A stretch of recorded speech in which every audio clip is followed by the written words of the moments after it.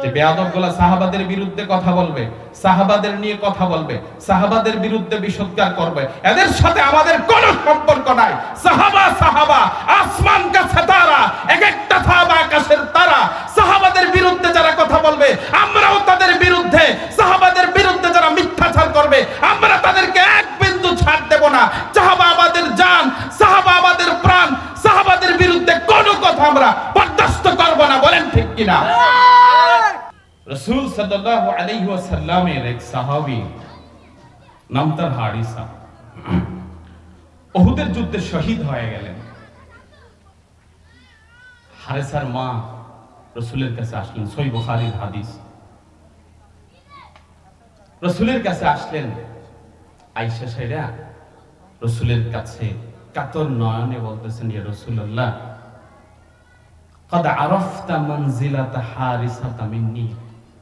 আপনি জানেন হারিসাকে আমি কত ভালোবাসি। কেন বলছিল? যে তার মাত্র একটা সন্তান। কয়টা? স্বামী নাই। সন্তান কয়টা? নাম তার হারিসা, একটা সন্তান, স্বামী নাই। মহিলা বলতেছেন, ইয়া রাসূলুল্লাহ, আমি আপনার কাছে, আপনি জানেন قد عرفت منزلة حارثة مني, হারিসাকে আমি কত ভালোবাসি। পৃথিবীতে আমার কেউ নাই, আমার স্বামী নাই, আমার একটা মেয়ে নাই, আমার একটা ছেলে নাই, শুধুই আছে আমার হারিসা। সেই হারিসা শহীদ হয়ে গেছে। ইয়া রাসূলুল্লাহ, আপনার কাছে আমি কিছু বলবো না, আমি শুধু একটা কথা আপনাকে জিজ্ঞেস করব। যদি এই কথার সঠিক আনসার পাই, আমার আর কোনো আপত্তি থাকবে না। ইয়া রাসূলুল্লাহ, ফা ইন কানা ফিল জান্নাহ আসবির ওয়া আহতাসিব, যদি আমার হারিসা যদি জান্নাতে থাকে, তাহলে আমি ধৈর্য ধরব আর আল্লাহর কাছে পরপারে বিনিময়ের আশা করব। সুবহানাল্লাহ। রাসূলুল্লাহকে বলতেছেন, ইয়া রাসূলুল্লাহ, যদি আপনি একটা গ্যারান্টি দিয়ে দিতে পারেন আমার হারিসা আল্লাহর তৈরি জান্নাতে আছে। রাসূলুল্লাহ, আমি আপনার সাথে ওয়াদা দিলাম, আসবির, চোখের পানিগুলা মুছে ফেলবো, নীরবে অন্তরালে গিয়ে চোখের পানিগুলা আমি মুছে ফেলবো, আঁচলের কিনারা দিয়ে চোখের পানিগুলা মুছে আহতাসিব, আমি বিনিময় চাইবো একমাত্র কার কাছে? জোরে বলে, আল্লাহর কাছে জোরে যাইব। এজন্য সাহাবাদের মায়েরাও চাইতেন জান্নাত। আমাদের ভবিষ্যৎ কি বলে? জান্নাত। আমরা আল্লাহর কাছে কি চাই? কথা বলে জান্নাত চাই। আমি যে আয়াতটা পাঠ করেছি সূরাতুত তাওবার ৭২ নম্বর আয়াত, আল্লাহ বলেন, মুমিন বান্দা, মুমিন বান্দি, আমি তোমাদের সাথে ওয়াদা করেছি, ওয়াদা করলাম কিসের? জান্নাত রাজির, জান্নাত রাজির ওয়াদা করলাম। কেমন জান্নাত? তাজরি মিন তাহতিহাল আনহার, যে জান্নাতের নিচ দিয়ে নদ নদী প্রবাহিত হবে। সুবহানাল্লাহ বলে। আজকে আমরা আনন্দ ফুর্তি করার জন্য কত জায়গায় যাই। ওই যে দেখবেন পোলাপান ইয়াংরা যায় চট্টগ্রাম, কক্সবাজারে যায় না, সমুদ্র সৈকতে। কিন্তু জান্নাত কত নয়নাভিরাম হবে, কত মনোমুগ্ধকর হবে, কত সুন্দর হবে। জান্নাতরা মণিমুক্তা দিয়ে সাজানো হবে। জান্নাতের নিচ দিয়ে থাকবে নদী নালা, পল্লবিত গাছ, গাছের শাখায় শাখায় থাকবে পাখি, দুয়েল কোয়েল শালিক, কত পাখি গুনগুন করে ডাক দিবে। আর আপনি সেই বাগানের আশপাশে বসবেন আর ঘুরবেন আর আল্লাহর অফুরন্ত নিয়ামত ভোগ করবেন। বলেন আল্লাহু আকবার। জান্নাতে যান না আপনারা? যাইতে চান তো? আল্লাহ রাব্বুল আলামিন এই আয়াতে বলতেছেন যে আমি আমার মুমিন বান্দা যারা ঈমান এনেছে, মুমিন বান্দি, আমি তাদের জন্য প্রতিশ্রুতি দিলাম, তাদের সাথে কমিটমেন্ট করলাম, আমি তাদেরকে জান্নাত দেব। কিন্তু একটা বিষয় হলো, এই পৃথিবীর ভিতরে দেখবেন আমরা যতই 5 স্টার হোটেলে যাই, পৃথিবীর যতই ভালো জায়গায় যাই, একটা সময় পরে বিল শেষ, সময় শেষ, টাকা ফুরিয়ে গেছে, রাখবে নাকি বের করে দিবে? বের করে দিবে না। আল্লাহ বলেন, আমার জান্নাত তো এমন, বের করার কিছু নাই। এই যে ঢুকলা, অনন্তকাল খালিদিনা ফিহা, অনন্তকাল থাকবে, কোনদিন তোমাদেরকে কেউ বের করে দিবে না। সুবহানাল্লাহ। জান্নাতে কয়দিন থাকবো বলুন তো?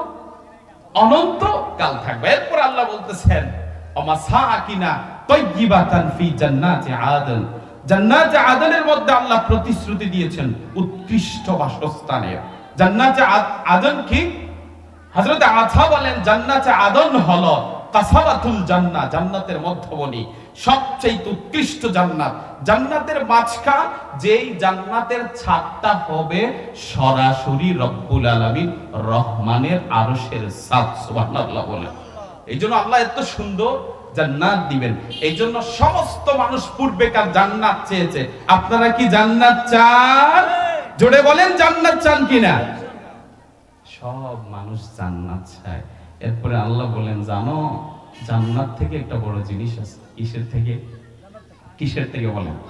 আশ্চর্য না? জান্নাত থেকে কি জিনিস আছে? বড় জিনিস। কি কি? রিদওয়ানুম মিনাল্লাহি আকবার। বান্দারে শোন, জান্নাত থেকে একটা বড় জিনিস আছে, সেটা হলো আমি আল্লাহর সন্তুষ্টি।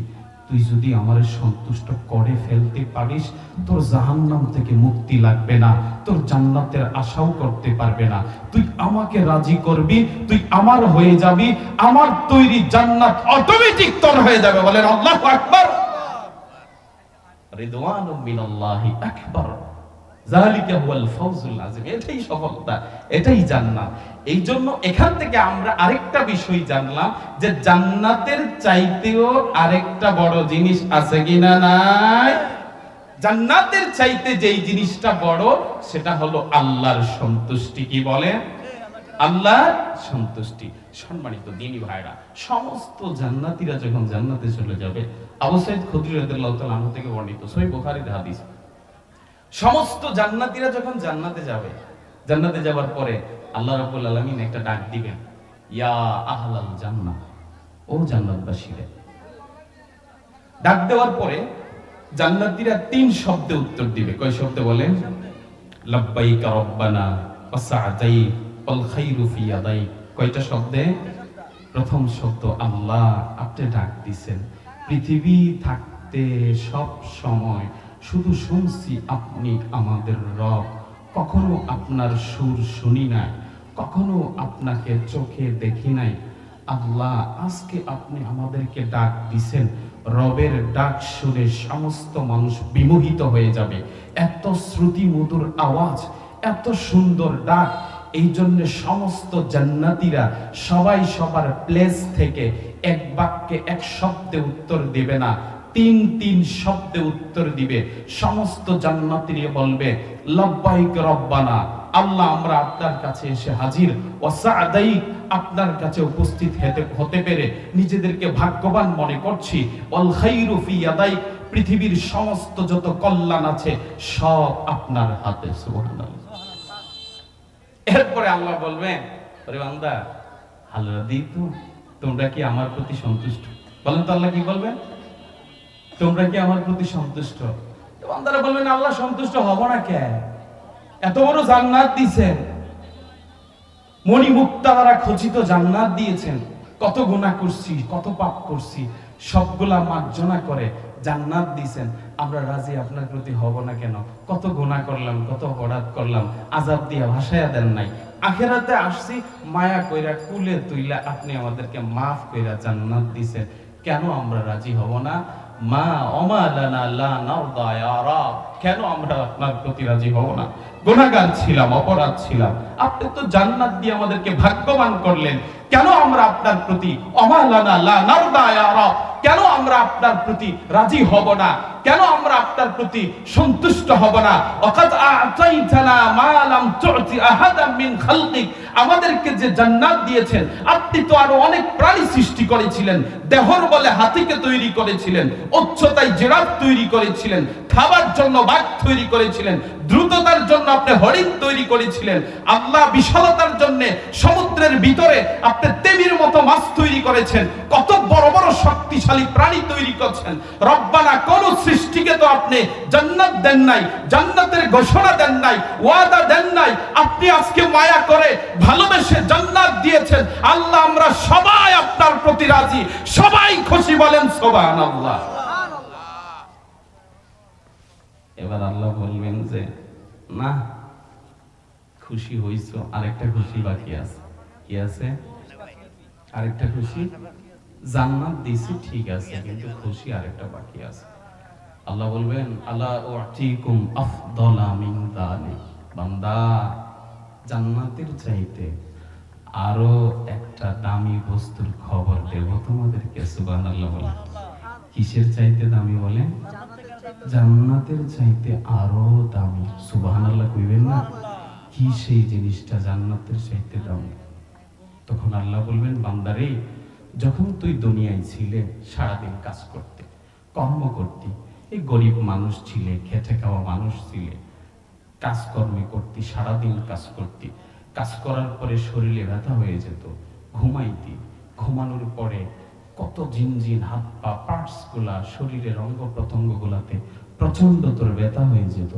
এরপরে তুই ঘুমাইতি, ঘুমের মাঝখানে হঠাৎ করে যখন শুনলি আসসালাতু খায়রুম মিনান নাওম, ঘুম থেকে নামাজ ভালো, সাথে সাথে তুই স্ত্রীকে বললি স্ত্রী আজান দিছে, ব্যথা থাকলে থাক, কষ্ট হলে হোক, আমি এখন মসজিদে যেতে হবে।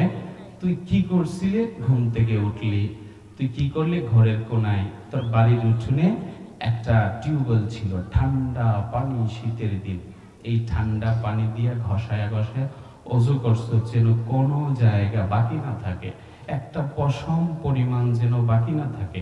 ঘষায়া ঘষায়া তুই অজু করছো, অজু করার পরে ঘরের ভিতরে আসছো, আয়েশা বিবিরে বলছো বিবি অজু তো করছি, প্রচন্ড ঠান্ডা, চাদরটা দাও, টুপিটা দাও, মাথায় টুপি, শরীরে ছাতর মুড়ি দিয়া, এই যে বাতাস, শীতের বাতাস, এই শীতের বাতাসে তুই আস্তে আস্তে মসজিদে আসছো, তোর হাতে ব্যথা, পায়ে ব্যথা, পাটসে ব্যথা, তুই মসজিদে আসস আর ফাঁকে ফাঁকে দাঁড়াস, ব্যথাগুলা তোকে কষ্ট দেই, পীড়া দেই, কিন্তু তুই থামস না, বলস আজকে মসজিদে আসতেছি, এমন একটা দিন হবে, আজকে পার্টস গুলা চলতেছে, এমন একটা দিন হবে পার্টস গুলা চলবে না, শরীর কথা বলবে না, পৃথিবীতে থাকতে পারবো না, এখন মসজিদে যেতে পারতেছি, কিছুদিন পরে যেতে পারবো না।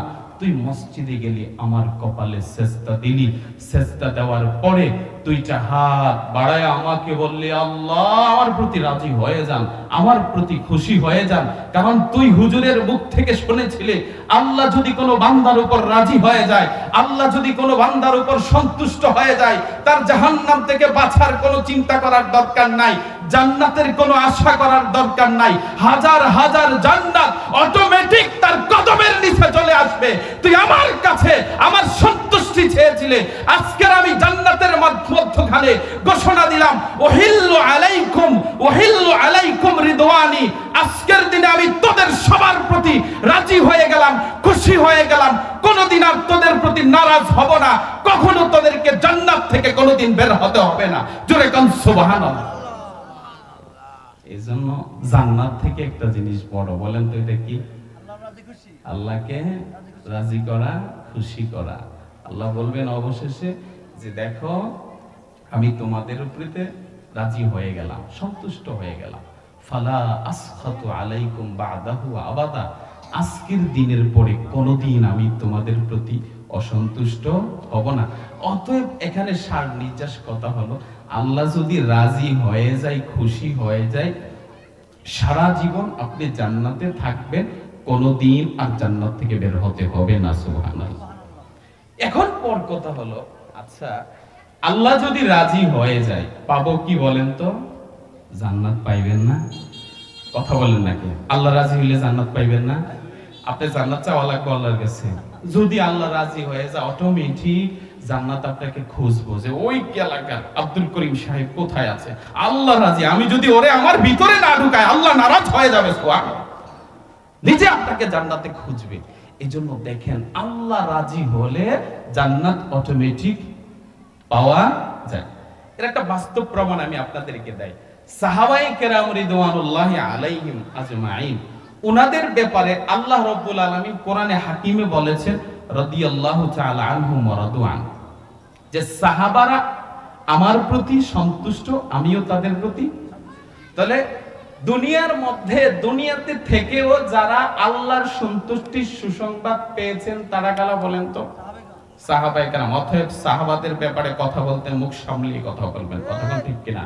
যে বেয়াদবগুলা সাহাবাদের বিরুদ্ধে কথা বলবে, সাহাবাদের নিয়ে কথা বলবে, সাহাবাদের বিরুদ্ধে বিষোদ্গার করবে, এদের সাথে আমাদের কোনো সম্পর্ক নাই। সাহাবা সাহাবা, আসমান কা সিতারা, এক একটা সাহাবা আকাশের তারা। সাহাবাদের বিরুদ্ধে যারা কথা বলবে, আমরাও তাদের বিরুদ্ধে। সাহাবাদের বিরুদ্ধে যারা মিথ্যাচার করবে, আমরা তাদেরকে এক বিন্দু ছাড় দেব না। সাহাবা আমাদের জান, সাহাবা আমাদের প্রাণ। সাহাবাদের বিরুদ্ধে কোনো কথা আমরা বরদাস্ত করব না। বলেন ঠিক কিনা? দুনিয়ায় থাকতেই যারা জান্নাতের সুসংবাদ পাইছে, আল্লাহ তাদের ব্যাপারে বলছেন রাজি খুশি। আপনি তাদের ব্যাপারে বিশুদ্ধার করেন, আপনি তাদের ব্যাপারে মন্দোচ্চারণ করবেন। কত বড় সাহস আপনাদের! নাউজুবিল্লাহ বলেন। দেখেন, সাহাবায়ে কেরামের প্রতি আল্লাহ সন্তুষ্ট হয়েছিলেন। এই জন্য মুহাম্মদুর রাসূলুল্লাহর মুখে আল্লাহ সাহাবাদেরকে দুনিয়ার জমিনে থাকতেই জান্নাতের সুসংবাদ দিয়েছেন। সুবহানাল্লাহ। কেমন? আব্দুর রহমান ইবনে আউফ থেকে বর্ণিত হাদিস, হাদিসের মধ্যে রাসূল বলছেন, আবু বকরিন ফিল জান্নাহ, ওমর ফিল জান্নাহ, উসমান ফিল জান্নাহ, আলীউন ফিল জান্নাহ, তালহা ফিল জান্নাহ, ওয়া জুবাইর ফিল জান্নাহ, ওয়া আব্দুর রহমান ইবনে আউফ ফিল জান্নাহ, ওয়া সা'দ ফিল জান্নাহ, ওয়া সাঈদ ফিল জান্নাহ, ওয়া আবু উবাইদা ইবনুল জাররাহ ফিল জান্নাহ। রাসূল বলেন, আমার সাহাবাদের প্রতি আল্লাহ রাজি হয়েছেন, আর আল্লাহ সন্তুষ্টি হয়ে আমার মুখ দিয়ে, রাসূলের মুখ দিয়ে আল্লাহ বের করে দিয়েছেন। রাসূল বলছেন, আবু বকর যে আমার সাথে গাড়ে সৌরে ছিল, যে আমার বন্ধু ছিল, রাসূল বললেন আমার সাহাবী আবু বকর জান্নাতে যাবে নিশ্চিত, আমার সাহাবী ওমর জান্নাতে যাবে, ওসমান জান্নাতে যাবে, আলী জান্নাতে যাবে, তালহা জান্নাতে যাবে, জুবাইর জান্নাতে যাবে, আব্দুর রহমান ইবনে আউফ জান্নাতে যাবে, সাআদ জান্নাতে যাবে, সাঈদ জান্নাতে যাবে, আবু উবাইদা ইবনুল জাররাহ জান্নাতে যাবে। অতএব যাদের ব্যাপারে রাসূলুল্লাহ জান্নাতের সুসংবাদ দিয়েছে, আর যাদের ব্যাপারে সরাসরি আল্লাহ রাব্বুল আলামিন আহকামুল হাকিমিন বলেছেন যে তাদের প্রতি আমি রাজি, তারা আমার প্রতি রাজি, তাদের প্রতি কোনো বিশুদ্ধার, তাদের প্রতি তাদের বিরুদ্ধে কোনো মতবাদ চলবে না। কথা বলেন ঠিক কিনা? পর কথা, আমরা জানি আল্লাহ যদি সন্তুষ্ট হয় জান্নাতে এমনি আসবে। এখন কথা, আল্লাহ রাব্বুল আলামিন সন্তুষ্ট হয় কিভাবে? বুঝেন না আমার কথা? এতক্ষণ তো জানলাম আল্লাহ সন্তুষ্ট হলে জান্নাত পাবো, এমনি জান্নাত অটোমেটিক চলে আসবে। এখন কথা হইল, আল্লাহ কিভাবে সন্তুষ্ট হয়? সময় শেষ, এরপরে বলি। আল্লাহ সন্তুষ্ট হয় 21 ধরনের কাজ করলে। কই কাজ? 21 ধরনের কাজ। কাজগুলা অনেক বিশাল, তো আমি 21 গুলা বলবো না, দেখি একটা কিছু বলতে পারিনি।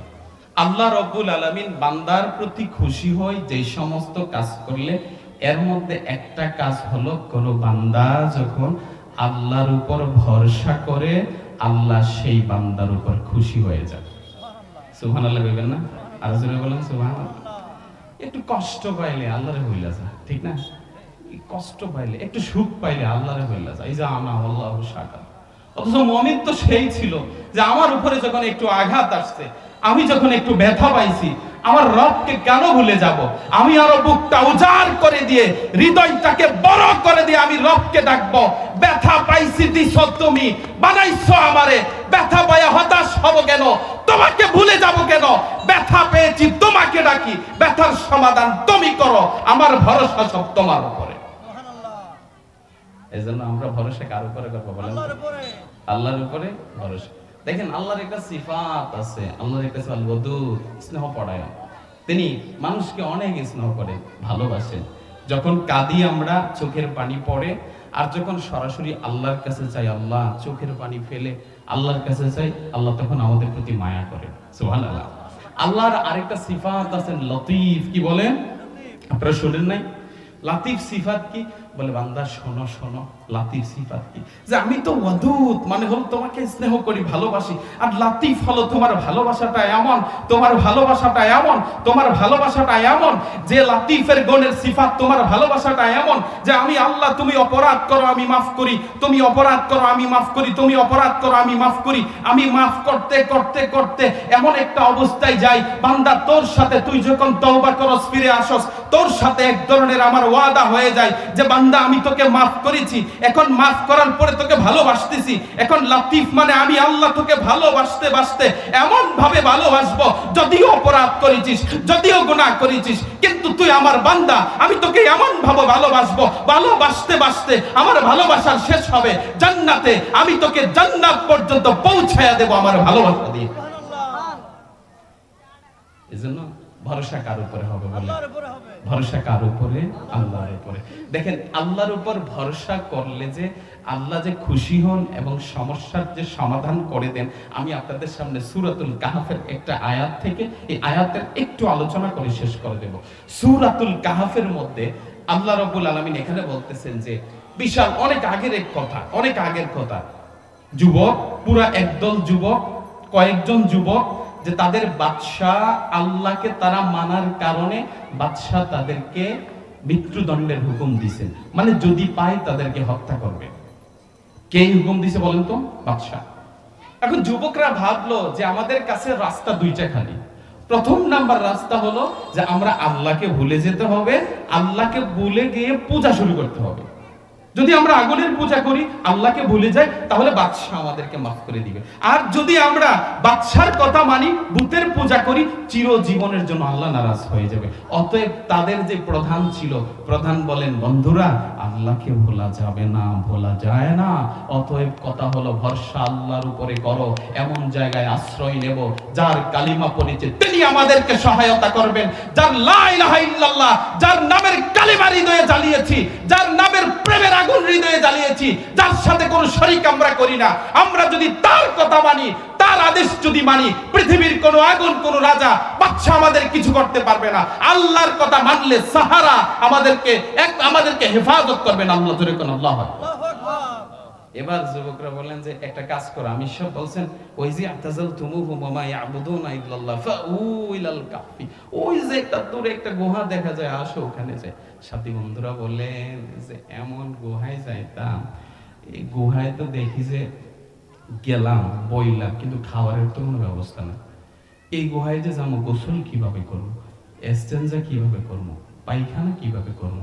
আর গুহাটা এত দূরে, এই রাস্তাগুলো অন্ধকার, নির্জন, মানুষ যায় না, পশু পাখিও ভয়ে যায় না, কোন প্রাণী যায় না। তো এই গুহার মধ্যে কেমনে যাব? আমি সব বললেন যাইবা না কেন? কেন যাইবা না? ভরসা কার উপরে তোমরা করো? তো আল্লাহর উপর ভরসা করলে, যার আল্লাহর মতো বন্ধু আছে তার কি কোনো ভয় আছে? ইউহাইয়্যু লাকুম রাব্বুকুম মির রাহমাতিহি। যুবকরা যাও, ওঠো, দাঁড়াও, ওই গুহার মধ্যে আশ্রয় নাও। তোমাদের সমস্ত সব ধরনের সুযোগ সুবিধার ব্যবস্থা যিনি করে দিবেন তিনি কে? আরে জোরে বলেন, তিনি কে? আল্লাহ সব ব্যবস্থা করে দিবে, কোনো চিন্তা নাই, কোনো ভয় নাই। বলেন যে আমরা খাবার পানি কেমনে পাবো? আরে খাবার পানি লাগবে না, সব ব্যবস্থা কে করবে? কথা বলেন, সব ব্যবস্থা কে করবেন? 300 বছর, 350 বছর ঘুম পাড়াইছে। লিভাররে বলে দিয়েছেন কার্যক্ষমতা বন্ধ করবি না। শ্বাসনালীকে বলে দিয়েছেন যে তোর শ্বাস প্রশ্বাসে আমি জানি তুই পর্যাপ্ত পরিমাণে আহার পানাহার পাইবি না, কিন্তু শ্বাস চলা বন্ধ করবি না। জমিনের নিচের কীট পতঙ্গ গুলাকে আল্লাহ বলে দিয়েছেন, ব্যাকটেরিয়া গুলাকে আল্লাহ ওপেন ভাবে বলে দিয়েছেন, ব্যাকটেরিয়া গুলা শুনে রাখো, এরা আমার উপর ভরসা করেছে, আমার উপর ভরসা করে এখানে বসেছে। মনে রাখবা, কোন ব্যাকটেরিয়া 1000 বছরও যদি তারা ঘুমায়া থাকে, কোন ব্যাকটেরিয়ার সাহস নাই তাদের শরীরে অ্যাটাক করা। ভরসা করছে কার উপরে? আল্লাহর উপরে। মাটি খায় নাই। সূর্য যখন তাপ দিতে আসছেন, আল্লাহ সূর্যের কইছে সাবধান, হেলে যাও। কি? প্রচন্ড রোদ দিও না, প্রচন্ড রোদ যদি দাও তাহলে তাদের ক্ষতি হবে, তাদের শরীরের পানি শূন্যতা দেখা দিবে, আর পানি শূন্যতা দেখা দিলে শরীর ফ্যাকাশে হয়ে যাবে। অতএব বলছেন কোনো কথা হবে না। শরীর ও সূর্যকে অর্ডার দিয়েছেন যে তুমি ওঠার সময় একদিকে, আবার ডোবার সময় একদিকে। তার মানে হলো, বন্ধু ভালো করে জেনে রাখেন, যদি আপনি আল্লাহর উপর ভরসা করেন, আল্লাহ আপনাকে বাঁচানোর জন্য সূর্য পরিবর্তন কেন, সন্ধ্যের সিস্টেম পরিবর্তন কেন? আপনি যদি আল্লাহকে ভালোবাসেন, মহান রব আপনাকে হেফাজত করার জন্য, আপনি যদি আল্লাহর উপর ভরসা করেন, মহান রব আপনাকে হেফাজত করার জন্য চন্দ্র সূর্য কেন, পুরো পৃথিবীর সিস্টেমকে বদলে দিবে, পুরো পৃথিবীর ওয়ার্ল্ডের সিস্টেমকে বদলে দিয়ে মহান রব্বুল আলামিন বলবেন, আমি আমার এই বান্দাকে ভালোবাসি, সে আমার উপর ভরসা করেছে, পৃথিবীর কোনো জ্বর, কোনো মুসিবত, পৃথিবীর কোনো দুর্নাম, পৃথিবীর কোনো কুচ্ছা তার গায়ে কোনোদিন পড়তে পারে না, সে আমার উপর ভরসা করছে, আমি স্বয়ং তার হেফাজত করব। জোরে কোন আল্লাহু আকবার। এইজন্য জান্নাত পাওয়ার, আল্লাহকে রাজি করা পদ্ধতি 21টা। কয়টা? এর মধ্যে একটা হলো আল্লাহর উপর ভরসা করা। কার উপরে? আমরা কার উপরে ভরসা করব? সব সময় আমাদের ভরসার স্থান হবে একমাত্র আসমানওয়ালা। ইনশাআল্লাহ বলেন। আল্লাহ পাক আমাদেরকে যেটুকু আলোচনা শুনেছি আমল করার তৌফিক দান করুন। ওয়া আখিরু দাওয়ানা আলহামদুলিল্লাহি রাব্বিল আলামিন।